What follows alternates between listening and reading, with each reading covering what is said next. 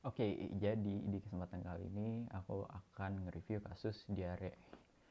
Yang dimana sebenarnya kasus ini videonya udah aku buat, tapi aku remake karena mungkin yang sebelumnya terlalu panjang. Jadi harapannya kasus ini reviewnya bisa lebih singkat dan ngebantu teman-teman buat belajar. Oke, jadi ini materi-materi yang akan kita bahas. Jadi dari anatomi dan histologinya sendiri ada usus halus dan usus besar. Lalu dari fisiologinya juga ada motility, sekresi nggak dibahas ya. Uh, jadi fisiologinya cuma motility sama digestion and absorption. Terus mikrobiologinya rotavirus. Yang dimana pada kasus ini etiologinya merupakan infeksi dari virus. Lalu untuk ke klinisnya dan manajemennya. Tapi sebelum kita bahas materi tersebut, kita bahas dulu final concept map-nya. Jadi pada dasarnya etiologi dari penyakit ini adalah rotavirus, yang dimana bisa sampai menginfeksi pasien dikarenakan risk factor yang dimiliki pasien, yaitu poor hygiene dan sanitasi, usia pasien yang masih tergolong muda yaitu 7 bulan, yang dimana pada usia 7 bulan imunitas dari pasien belum terbentuk dengan baik, lalu breastfeeding yang terbatas hanya 1 bulan, dan lokasi pasien yang jauh dari pusat layanan kesehatan. Yang dimana rotavirus ini uh, menginfeksi usus dan terutama pada usus halus, yang dimana akan menginfeksi pada bagian enterositnya melalui viral protein 7 dan viral protein 4, yang dimana ketika terjadi infeksi ke enterosit tentunya akan terjadi replikasi dari virus, yang dimana replikasi dari virus ini akan um, men-trigger immune response sehingga akan terjadi rilis dari sitokin sehingga manifestasinya berupa pasien mengalami demam dan common cold. Lalu selanjutnya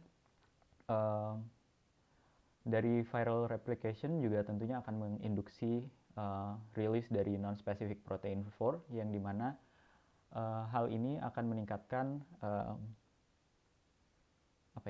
meningkatkan ekspresi dari enzim adenylyl cyclase sehingga akan meningkatkan sekresi dari elektrolit dan cairan menuju ke lumen. Lalu selanjutnya seperti yang kita pelajari dari siklus hidup virus, ketika terjadi replikasi maka akan terjadi cell lysis ketika replikasi sudah selesai, yang dimana cell lysis ini tentunya akan menyebabkan kerusakan dari villi sehingga brush border enzim yang berfungsi dalam uh, proses digestion akan menurun sehingga akan terjadi malabsorpsi dari karbohidrat, yang dimana karbohidrat malabsorption ini manifestasinya berupa ketika dilakukan clinical test positif.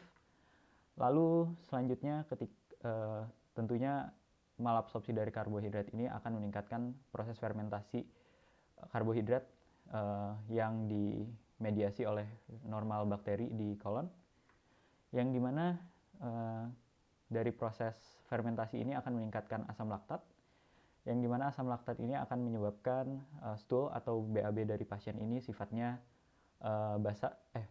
asam atau acidic, yang dimana dapat mengiritasi perianal sehingga manifestasinya berupa perianal rash, dan pH dari fesesnya tentunya akan menurun. Lalu selain itu juga dari fermentasi ini akan diproduksi gas berupa CO2 dan metana, yang dimana akan menyebabkan abdominal distension. Lalu selain itu juga dikarenakan terjadi malabsorpsi dari karbohidrat, tentunya lumen dari usus halus akan memiliki osmolaritas yang tinggi sehingga akan menyebabkan pergeseran perpindahan cairan ke lumen, sehingga bersamaan dengan meningkatnya sekresi elektrolit dan cairan menyebabkan pasien mengalami acute watery diarrhea, yang dimana significance-nya akan terjadi fluid loss sehingga pasien mengalami dehidrasi, yang dimana manifestasi dari dehidrasi menyebabkan perfusi jaringan menurun, yang dimana jika terjadi pada ginjal maka glomerular filtration rate-nya menurun dan urine output-nya juga akan menurun. Lalu jika terjadi pada otak menyebabkan pasien irritable atau mudah tersinggung atau rewel dan kehausan. Lalu perfusi yang menurun juga dapat menstimulasi sympathetic nervous system sehingga pulse rate, respiratory rate dari pasien meningkat. Lalu selain itu juga di sini interstitial fluid dari jaringan menurun sehingga manifestasinya berupa skin turgor dari pasien menurun, sunken eyes, dan jika diperiksa pada mukus membran di dalam mulut akan terlihat dry atau kering. Lalu kita akan membahas materi yang pertama, yaitu anatomi dari small intestine. Jadi pada dasarnya small intestine merupakan organ pencernaan yang berperan dalam penyerapan nutrien, yang dimana terdiri dari 3 part, yaitu duodenum, jejunum, dan ileum, yang dimana struktur ini membentang dari pylorus hingga ileocecal junction. Yang dimana untuk duodenum sendiri merupakan part yang berbentuk seperti huruf C, dan sebagian besar itu letaknya retroperitoneal. Hanya 2 cm pertama yang intraperitoneal. Nah, lalu duodenum ini terbagi lagi menjadi 4 bagian, yaitu superior part, descending part, inferior part, dan ascending part. Lalu selanjutnya untuk bagian untuk part jejunum dan ileum merupakan segmen lanjutan yang letaknya intraperitoneal dengan panjang 6-7 meter yang disokong oleh struktur yang bernama mesentery, yang dimana mesentery ini menghubungkan jejunum dan ileum ke posterior abdominal wall. Lalu selanjutnya untuk histologi dari small intestine sendiri tersusun atas 4 lapisan, yaitu mukosa, submukosa, muscularis externa yang tersusun atas circular dan longitudinal muscle, yang dimana ini nanti significance-nya terdapat di motilitas, di fisiologi dari motilitas. Lalu lapisan yang paling luarnya adalah serosa. Lalu untuk anatomi yang kedua yaitu large intestine. Jadi pada dasarnya large intestine merupakan organ pencernaan yang berperan penting dalam absorpsi air dan pembentukan feses. Lalu secara umum memiliki panjang sekitar 1,5 meter dan terdiri dari 3 bagian, yaitu cecum, yaitu struktur yang berbentuk seperti kantung yang berukuran 7,5 cm baik panjang maupun lebarnya. Lalu terdapat kolon yang dimana terbagi menjadi 4 bagian, yaitu ascending colon, transverse colon, descending colon, dan sigmoid colon. Lalu bagian yang paling distalnya adalah rectum. Lalu di sini kita akan bahas mengenai intestinal motility. Jadi pada dasarnya motility adalah kontraksi terkoordinasi muscularis externa pada saluran cerna. Seperti yang kita ketahui, muscularis externa kan tadi tersusun atas otot-otot polos, yaitu otot sirkular dan longitudinal.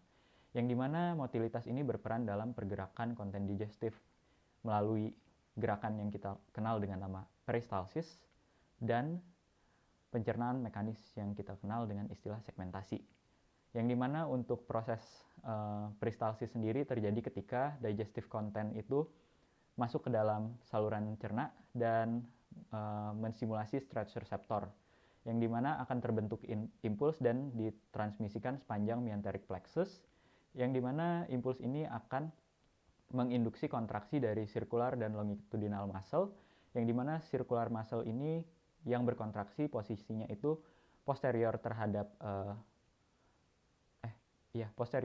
bolus, sedangkan untuk longitudinal muscle sendiri kontraksinya itu anterior terhadap bolus, sehingga dia memperpendek pasasenya, sehingga akan terjadi gerakan propulsif atau gerakan mendorong.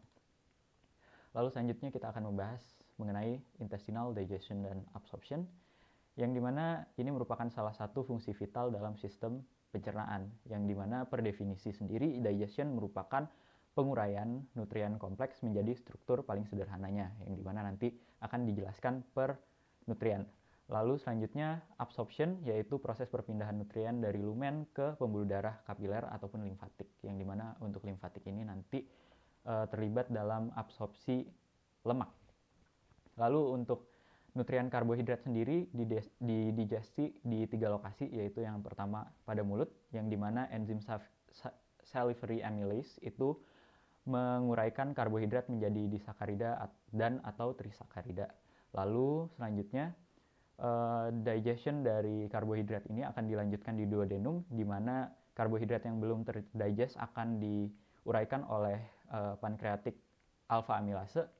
Lalu selanjutnya untuk final digestion process itu terjadi di mukosa usus, yang dimana brass border enzim yang terdapat pada pili enterocyte, contohnya seperti maltase, sukrose, dan laktase akan memecah disakarida dan atau trisakarida menjadi monosakarida, yaitu bentuk paling sederhana dari karbohidrat.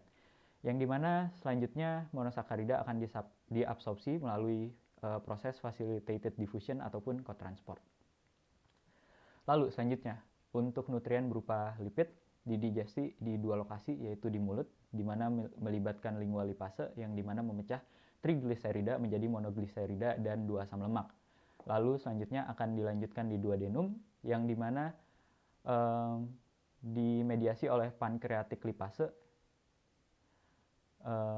Untuk pemecahannya sama dari trigliserida menjadi monogliserida dan dua asam lemak, tetapi di sini ada suatu proses yang meningkatkan efektivitas dari pankreatik lipase, yaitu pembentukan micelles oleh bile salts, yang dimana micelles ini merupakan droplet hasil pemecahan dari droplet besar lemak. Jadi dia dipecah jadi droplet-droplet yang lebih kecil supaya lebih mudah di-attack sama pankreatik lipase. Lalu selanjutnya untuk proses absorpsinya sendiri, monogliserida dan dua asam lemak akan masuk ke enterocyte melalui proses difusi. Lalu selanjutnya di dalam enterocyte akan membentuk silomikron, yang dimana silomikron ini terdiri dari trigliserida yang merupakan yang asalnya itu tadi dari monogliserida dan dua asam lemak. Terus juga ada steroid dan fat soluble vitamin, yang dimana silomikron ini nanti untuk transport ke interstitial, ke ruang interstisial akan melalui proses eksositosis dan menuju ke lakteal, yaitu pembuluh limfatik. Ya. Lalu selanjutnya untuk protein sendiri digestionnya terjadi di 3 lokasi, yang dimana pertama-tama akan terjadi di lambung yang melibatkan enzim pepsin, yang dimana protein akan dipecah menjadi polypeptides. Lalu selanjutnya di duodenum, enzim tripsin, chymotrypsin ataupun elastase akan memecah polypeptide menjadi amino acid ataupun short peptide chains, yang dimana untuk final digestion prosesnya terjadi di mukosa, yang dimana brush border enzim seperti di peptidase akan memecah short peptide chain menjadi amino acid, yang dimana nantinya amino acid, yaitu bentuk paling sederhana dari protein, akan diabsorpsi melalui proses difusi terfasilitasi ataupun co-transport. Lalu selanjutnya di sini kita akan membahas rotavirus, yang dimana rotavirus pada kasus ini merupakan etiologinya, yang dimana rotavirus merupakan virus dengan genus double-stranded RNA dan familinya Reoviridae. Memiliki bentuk icosahedral, memiliki 6 viral protein, yaitu viral protein 1, 2, 3, 4, 6, dan 7. Lalu juga memiliki 6 struktur non-protein, yaitu non-specific protein 1 sampai 6, yang dimana pada kasus ini sendiri significance-nya yang berperan sebagai enterotoksin adalah non-specific protein 4. Lalu selanjutnya kita akan membahas tentang diare. Jadi diare per definisi merupakan penyakit yang ditandai dengan BAB lebih dari 3 kali dalam kurun waktu 24 jam dengan konsistensi yang encer, yang dimana etiologi dari diare diantaranya adalah infeksi virus, bakteri ataupun parasit, yang dimana bakteri E. coli dan rotavirus merupakan etiologi yang paling umum. Lalu selanjutnya dapat juga disebabkan oleh malnutrisi, alergi, keracunan makanan, konsumsi obat-obatan yang memberikan efek samping, ataupun anatomical defect. Lalu untuk klasifikasinya sendiri berdasarkan onsetnya terdiri dari acute dan kronik, yang dimana acute ini onsetnya itu kurang dari 2 minggu, sedangkan kronik itu lebih dari 2 minggu. Ya, itu kalau nggak salah. Lalu untuk berdasarkan patomekanismenya, yaitu pertama ada secretory, yang dimana secretory ini prosesnya ketika terjadi infeksi bakteri maka akan terjadi peningkatan ekspresi dari enzim yang bernama adenylate cyclase,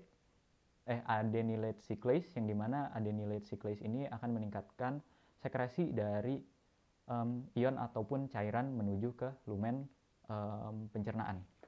Lalu ada invasif dan osmotik, yang dimana untuk osmotik ini prosesnya terjadi ketika tekanan osmotik pada lumen pencernaan itu lebih tinggi dan terjadi water shift menuju ke lumen. Lalu selanjutnya untuk diagnosis dari diare sendiri, tentunya dari history taking dapat ditanyakan berupa frekuensi dan karakteristik dari BAB-nya. Lalu untuk physical examination sendiri, yaitu physical examination untuk dehidrasi yang dimana berguna untuk mengetahui derajat dehidrasi yang dialami pasien, karena dehidrasi merupakan bentuk komplikasi dari diare yang dimana yang dilakukan bisa dari pemeriksaan fontanel, terus mata, terus mukosa, lalu pemberian minum dan lain sebagainya. Lalu untuk lab examination-nya sendiri dapat dilakukan untuk mengetahui kondisi-kondisi potensial pada diare seperti electrolyte imbalance ataupun etiologi dari diare ini sendiri.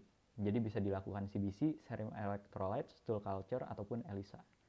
Lalu untuk manajemennya sendiri, di sini kita menggunakan guideline lintas diare yang dimana pertama-tama pasien direhidrasi menggunakan Oralid berdasarkan tingkat dehidrasi dari pasien menggunakan plan ABC. Lalu selanjutnya diberikan zinc terapi selama 10-14 hari yang dimana zinc ini significance-nya adalah zinc ini dapat mempercepat sel regenerasi sel gitu. Nah, terus selanjutnya jika anak masih ASI maka tetap diteruskan, lalu diberikan antibiotik apabila ad causa dari diare adalah bakteri ataupun parasit. Lalu tentunya yang terakhir adalah edukasi orang tua mengenai kebersihan nih, sanitasi, terus imunisasi pasien kalau misalnya belum lengkap dilengkapi dulu, dan nutrisi yang dimana kalau pada kasus diare itu nutrisinya rendah serat dan diberikan sedikit-sedikit tapi sering. Lalu jika kondisi pasien tidak membaik setelah diberikan treatment dari klinik, maka segera dibawa ke rumah sakit.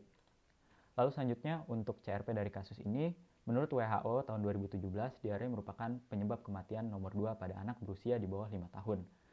Lalu untuk aspek BHP-nya sendiri, kita berpegang pada prinsip beneficence dan non-maleficence, yang dimana di sini tentunya setiap tindakan atau pemeriksaan yang kita lakukan tentunya harus inform consent terhadap pasien, dan di inform consent-nya itu kita harus menjelaskan apa aja sih yang akan kita lakukan, indikasinya apa, dan ketidaknyamanannya. Lalu untuk treatment-nya sendiri tentunya kita harus memberikan treatment yang memiliki benefit lebih besar daripada kerugiannya. Lalu untuk autonomy dan justice sendiri tentunya atas segala pemeriksaan, tindakan, ataupun manajemen yang kita berikan, tentunya keputusannya tetap berada di tangan pasien, apakah ingin melakukannya atau tidak. Oke, jadi sekian dari review kasus diare kali ini. Kurang lebihnya aku mohon maaf. Semoga yang aku jelasin make sense dan bisa membantu proses kalian belajar. Proses teman-teman belajar maksudnya. Oke deh, sekian dan terima kasih. See you on the next video.